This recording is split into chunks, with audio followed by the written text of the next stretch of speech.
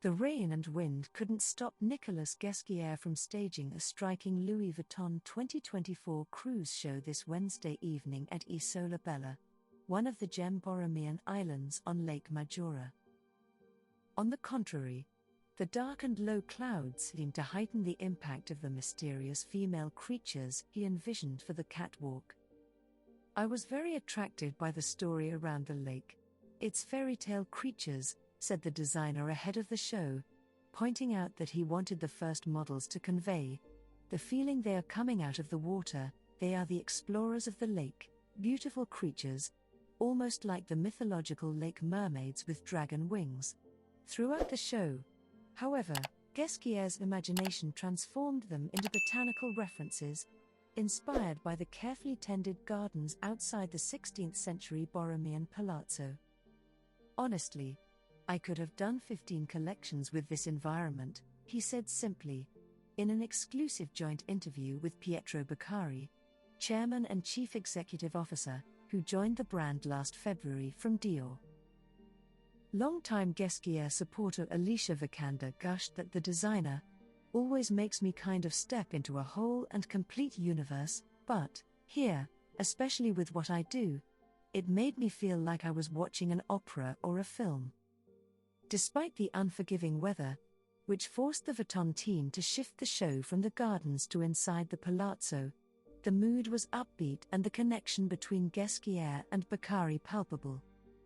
Actually, the interior of the palazzo owned by the aristocratic Borromeo family was a perfect fit for the collection, with its Baroque embellishments, paintings by the likes of Raffaello and Tiziano, and stuccoed and frescoed ceilings. Several pastel-colored rooms were in tune with a number of looks.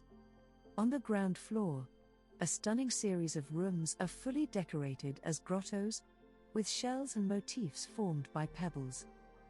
Shells and aquatic motifs recurred on the clothes, emphasized by imposing and supersized hats made in Rome by an atelier that works in cinema and the theater.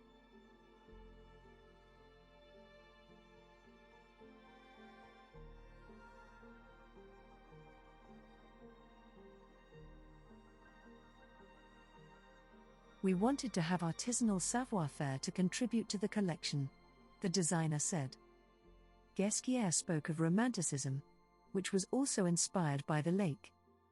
While he admitted he had taken a different path from his previous show locations, which have included Brazil's futuristic Mac Niterói by Oscar Niemeyer or the TWA Flight Center at JFK Airport in New York by Eero Saarinen, he said he believes the architecture is extremely strong here, and in addition there is the history. "The Teatro Massimo is really magical. It's a beautiful and very unique and dream-like venue." He pointed to the pyramid, that looks like a temple and is hard to define, and the colossal statue of the unicorn, the heraldic symbol of the Borromeo family, as Beccari underscored. Statues, obelisks and fountains are integrated with the vegetation of the palazzo's 10 scenic terraces. "Everyone thinks of cruises on the sea, but on the lake, they are lovely and very romantic. It's a different way to approach the cruise theme," said Ghesquière. "I always wanted to show in Italy. Italian culture is fascinating and it's a dream to show here in such an iconic place.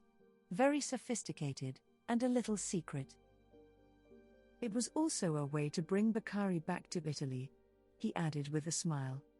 "This was the first major show Vuitton has held in the country. France and Italy share this love for fashion.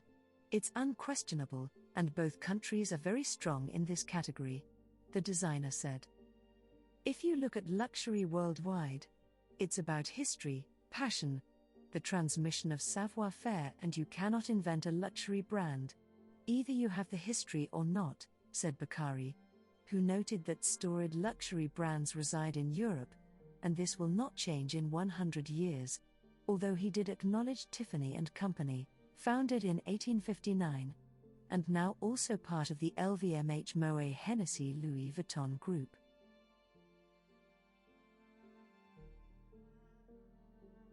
The first looks out were based on the idea of deep-sea diver suits, in technical fabrics but with collars shaped as shells, and decorations that looked like drops of water. There were also a few on-trend miniskirts trimmed with the shell trope. Motifs like brush strokes or iridescent patterns reminiscent of reptile scales contributed to the intriguing looks. Ghesquière unveiled scuba tank bags and a boxy case in a new sand-colored monogram. "A new sneaker, we are still looking for the name," said the designer, and he revisited the Geo 14 bag, launched in October 2014 for his first show. "We are remastering it. It's back to the future," Bakari said. The friendly banter between the two and the reciprocal support throughout the interview pointed to forward-looking statements and a more-to-come attitude.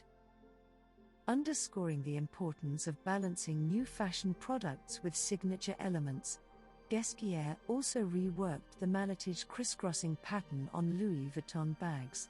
He turned it inside out on the bags, with a strong canvas lining the trunks now on the exterior of the accessories, noted Bakari.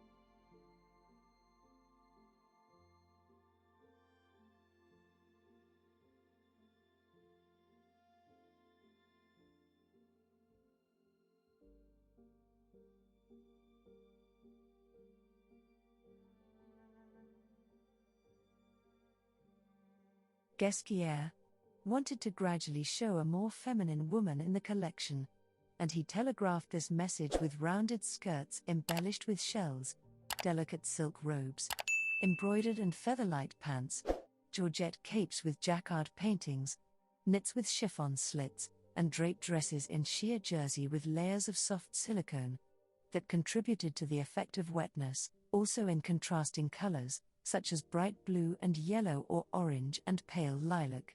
There were a few geometric jackets, with a hint of the Middle Ages and unmistakably Ghesquière, in shiny leather, that looked like galuchat but were inspired by lake fish.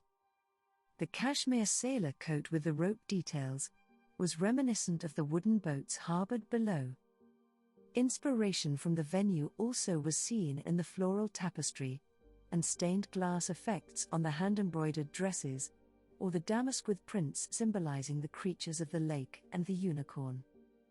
From the water, the designer shifted his attention to the flowers of the garden of the island, with blooming lace and organza in monochromatic gowns with billowing sleeves or feathered hems. "These are characters that could be in a movie, and I like the idea of pairing the ordinary with the extraordinary," he said. In addition to paying tribute to the lake, the designer was adamant he wanted to pay homage to the best Italian artisans and their craft. To be sure, the craftsmanship in this collection was breathtaking.